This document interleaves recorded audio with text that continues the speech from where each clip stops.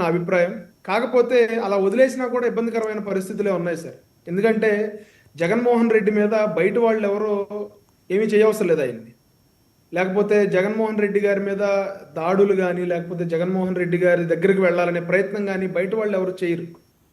పోలీసులు కనుక అలా ఆంక్షలు పెట్టకపోతే ఈ వైఎస్ఆర్సీపీ కార్యకర్తల ముసుగులో వచ్చేవాళ్ళు ఎవరైతే ఉన్నారో వాళ్ళు జగన్మోహన్ రెడ్డి గారి మీదకి వెళ్ళటం, లేకపోతే జగన్మోహన్ రెడ్డి గారి ప్రాపర్టీస్ని, అంటే for example helicopter, last time Rayalaseema వెళ్ళినప్పుడు అక్కడ హెలికాప్టర్ మీద వాళ్ళు పడిపోయారు. హెలికాప్టర్ మీద పైకెక్కి డ్యాన్స్ చేయటము, లేకపోతే జగన్మోహన్ రెడ్డి గారిని ఇబ్బందికరమైన పరిస్థితులు వీళ్ళే క్రియేట్ చేస్తారు.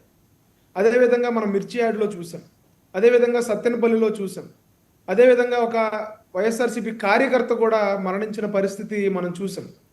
సో ఇది ఎలా ఉందంటే సార్, ఒక రకమైన ఆంక్షలు పెట్టకపోతేనేమో వీళ్ళని కంట్రోల్ చేయలేని పరిస్థితి, ఆంక్షలు పెడితేనేమో అదిగో మమ్మల్ని బయట తిరగనివ్వకుండా ఆంక్షలు పెడతా ఉన్నారని చెప్పి ప్రభుత్వం మీద దుమ్మెత్తిపోసే పరిస్థితి.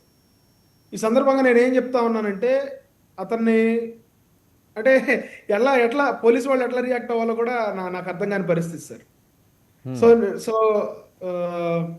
ఒక రకంగా జగన్మోహన్ రెడ్డి గారిని వాళ్ళ కార్యకర్తల నుంచి పోలీసులు కాపాడడానికి అంతమంది పోలీసులు వస్తూ ఉన్నారని ఆంక్షలు పెడతా ఉన్నారు తప్ప జగన్మోహన్ రెడ్డి గారి పర్యటనని అడ్డుకోవాల్సిన అవసరం, జగన్మోహన్ రెడ్డి గారి పర్యటనను అడ్డుకోవాల్సిన ఉద్దేశం మా కూటమి పార్టీలకు కానీ మా కూటమి ప్రభుత్వానికి కానీ లేదు. కానీ జగన్మోహన్ రెడ్డి గారు ఎక్కడికి వెళ్ళినా కూడా సేమ్ స్క్రిప్ట్ చదువుతూ ఉన్నారు. ఈ రోజున నల్లపరెడ్డి ప్రసన్న కుమార్ రెడ్డి గారిని పరామర్శించారు, అదేవిధంగా కాకాని గోవర్ధన్ రెడ్డి గారిని జైలుకి వెళ్ళి పరామర్శించారు.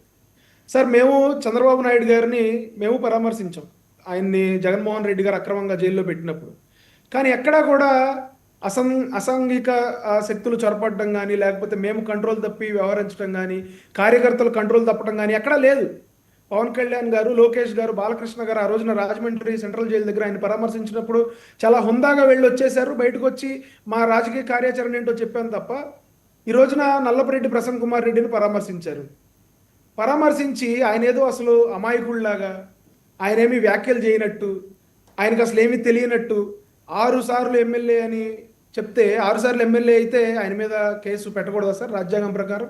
ఆయన తప్పు చేస్తే ఆయన ఎవరు హర్షించలేని మాటలు మాట్లాడారు. ఇప్పుడు పదే జగన్మోహన్ రెడ్డి గారు, ప్రసన్న కుమార్ రెడ్డి గారి మదర్ ఉన్నారని చెప్తా ఉన్నారు ఇంట్లో. ఆ రోజున ఎవరో రౌడీ ముక్కలు దాడి చేసినప్పుడు ఆవిడ అడగలేదా సార్, మా ఇంటి మీదకి ఎందుకు దాడికి వచ్చారయ్యా జగన్మోహన్ రెడ్డి, మేమేం తప్పు చేసాము, మా అబ్బాయి ఏమంటే ఇట్లా జరిగిందని ఆవిడ అడగలేదా సార్? ఆవిడకి చెప్పాలి కదా నల్లపరెడ్డి ప్రసన్న కుమార్ రెడ్డి గారు ఎలాంటి వ్యాఖ్యలు చేశారో, సభ్య సమాజం తలదించుకునే వ్యాఖ్యలు ఆయన ఏం చేశారో వాళ్ళ ఇంట్లో ఆడవాళ్ళకు కూడా చెప్తే జగన్మోహన్ రెడ్డి గారు చాలా బాగుండేది సార్. బయటకు వచ్చి ఆయన చేసిన వ్యాఖ్యలు చేస్తే ఎదుటి వాళ్ళు వ్యాఖ్యలు చేయాలి అంటే, మీరు బూతులు తిడితే మేము బూతులు తిట్టాలి, మేము బూతులు తిట్టాం కాబట్టి మీరు బూతులు తిట్టాలి, ఇటువంటి వ్యాఖ్యలు ఎంతవరకు కరెక్ట్ సార్? కొన్ని రాజకీయాల్లో కూడా లిమిటేషన్స్ ఉంటాయి సార్. మనం ప్రజాప్రతినిధులు అయినంత మాత్రాన, లేకపోతే మనం రాజకీయాల్లో ఎన్నో సంవత్సరాల నుంచి ఉన్నంత మాత్రాన, మన రాజకీయంగా మనకు బ్యాక్గ్రౌండ్ ఉన్నంత మాత్రాన ఇష్టం వచ్చినట్టు నోటికి ఏది వస్తే అది ఇంట్లో ఆడవాళ్ళకి చెప్పుకోవాలి కదా మనం ఏం మాట్లాడుతూ ఉన్నామో. మనం బయటకు వచ్చి ఒక సభలోనో లేకపోతే ఒక మీటింగ్లోనో మాట్లాడినప్పుడు ఇంటికి వెళ్ళిన తర్వాత క్వశ్చన్ చేస్తారు కదా సార్, మన ఇంట్లో కూడా ఆడవాళ్ళు ఉంటారు కదా, వాళ్ళకి చెప్పాలి కదా మనం ఏం మాట్లాడుతూ ఉన్నాము. ఈ రోజున ప్రసన్న కుమార్ రెడ్డి గారు అసలు ఏమీ తప్పు చేయనట్టు జగన్మోహన్ రెడ్డి గారు మాట్లాడుతూ ఉంటే చాలా నాకేం ఆశ్చర్యం అనిపించలేదు. ఎందుకంటే గత 5 సంవత్సరాలుగా వాళ్ళు చేసిన అలాంటి వ్యాఖ్యలే కదా, వ్యక్తిగత విమర్శలు, ఇంట్లో మహిళల్ని దూషించటం, లేకపోతే చిన్నపిల్లల్ని దూషించడం, ఇటువంటివే కదా ఆయన చేసింది. పైగా ఈ రోజున ఆయన స్పీచ్లో ఏం చెప్తా ఉన్నారు, దేవినేని అవినాష్ అంట చిన్నపిల్లోడు అంట. దేవినేని అవినాష్ చిన్నపిల్లోడా సార్? అతను చేసిన కార్యక్రమం ఏంటి, అతను చేసిన దాడులు ఏంటి? టీడీపీ పార్టీ ఆఫీస్ మీద రౌడీ మోకలను వేసుకుని, కార్లు వేసుకుని, వందలాది మంది కార్యకర్తలను తీసుకుని అతను చేసిన కార్యక్రమం ఏంటి సార్? అతను ఏమైనా చిన్నపిల్లోడా? అతని మీద కేసు పెట్టారు, అన్యాయంగా కేసు పెట్టారంటారేంటి సార్? జోగి రమేష్ గారు ఎటువంటి కార్యక్రమాలు చేశారు సార్? ఆయన చంద్రబాబు నాయుడు గారు ఇంటి మీదకి వందలాది మంది సైన్యాన్ని వేసుకుని ఆయన దాడికి ప్రయత్నం చేస్తే అది తప్పు కదా సార్?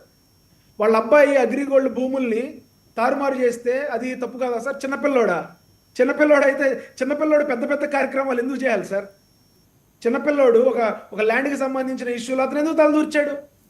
అతనేం చిన్నపిల్లోడు కాదు. అతను అన్నీ బాగుంటే జోగి రమేష్ గారు ఎమ్మెల్యే క్యాండిడేట్గా నుంచో పెట్టేవాడు మొన్న ఎలక్షన్లో.